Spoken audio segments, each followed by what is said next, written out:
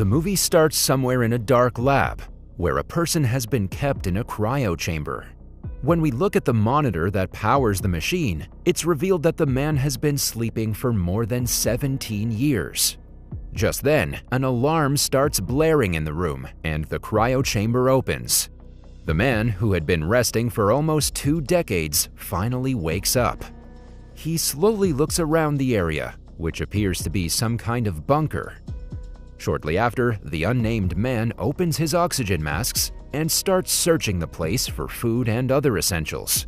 Suddenly, the monitor warns him that the pressure inside the bunker is about to reach dangerous levels, meaning that he will have to evacuate soon. In the next scene, the man gets dressed in an ultra-protective suit, grabs some weapons, and slowly exits the bunker. For safety reasons, he also wears a helmet that allows him to breathe from inside. Soon, he climbs up the bunker, and what he sees sends shivers down his spine. The world, which was once sprawling with life and greenery, has been laid to complete waste because of a nuclear strike. Everything in the vicinity, ranging from buildings to the monuments, and even the wildlife, has been devastated. There's not a single sign of life, and to make matters worse, it keeps raining heavily. The rain contains radioactive elements, which will instantly kill a living organism. Everything looks so grim and dark that the man regrets coming out of the cryo chamber. However, he still hopes that someone or something is there. As the man is wandering around the area, he suddenly gets a message on his monitor which tells him to head to a rendezvous point. The place is about 10 kilometers away, and through this wasteland, it will take hours to reach there. Despite this, the man believes that the risk is worth taking. He simply doesn't want to continue living in this dilapidated and eerie world alone. Along the way, we notice several newspapers lying on the road, which have the headlines of war. This indicates that the world has been brought to this condition by a nuclear strike, which was launched due to war. As the man proceeds further, he comes across several abandoned cars which have probably been lying there for years. And because of the severe radiation, their color has almost come off. In fact, the whole place looks like a black and white movie. Everything is so depressing and tranquil. Still, the hopeful man continues marching with his gun in hand. After a while, he reaches a destroyed building, which looks like a former government office. The man quickly ventures inside, trying to find something useful. But to his dismay, all he can get his hands on is a telephone, which doesn't even have a connection. And by the looks of the place, it seems as if the inhabitants left or died quite some while back. In the next scene, the man gets out of the building and continues his journey. Sadly, when he tries to navigate using his monitor, it says no signal. Hence, he now has to walk along without any guidance. At this point, he doesn't care if he dies or not. He just wants to interact with someone. 17 long years inside the cryo chamber have taken a toll on him. As he wanders and slowly proceeds forward, suddenly his monitor beeps. It tells him that the environment is safe and that he can breathe the air here. This makes the man extremely happy, and he takes off his helmet. Then he feels the rain, something which he hasn't experienced in a long time.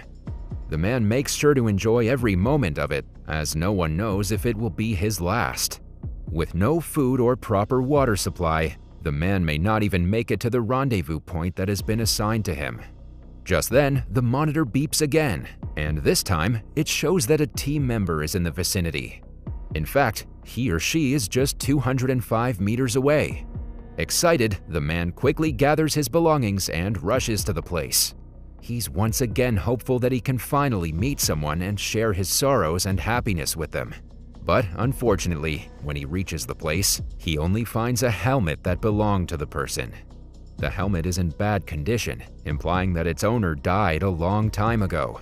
There's also a radio nearby which was emitting the signals to the man. After the man sobs for a while, he takes the helmet to a nearby place and gives its owner a proper burial.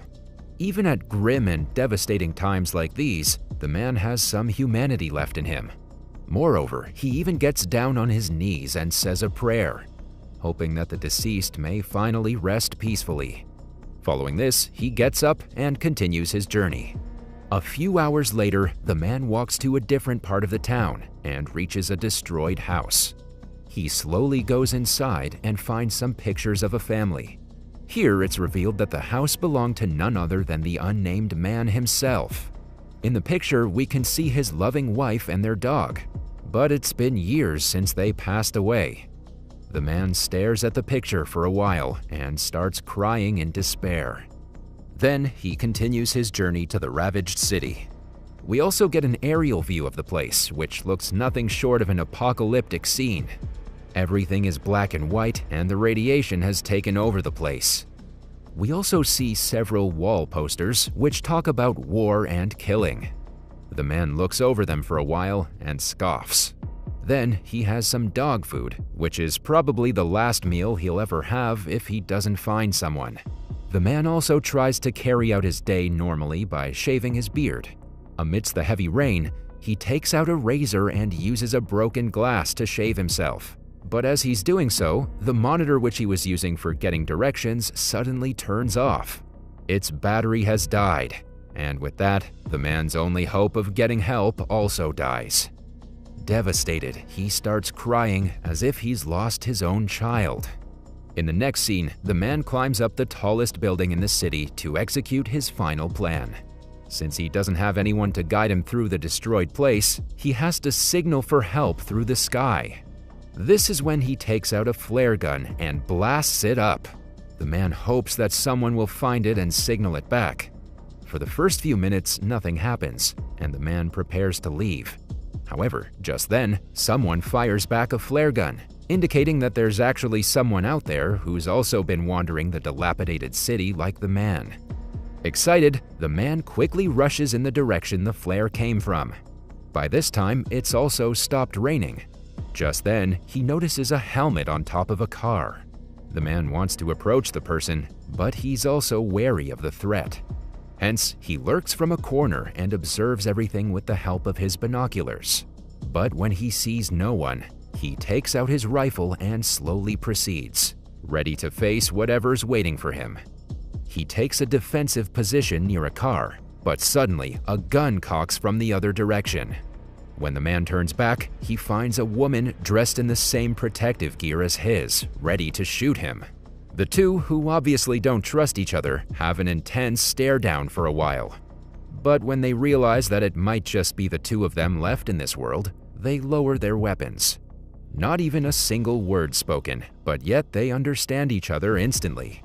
The movie ends as the two look at each other, hoping to start a new life again.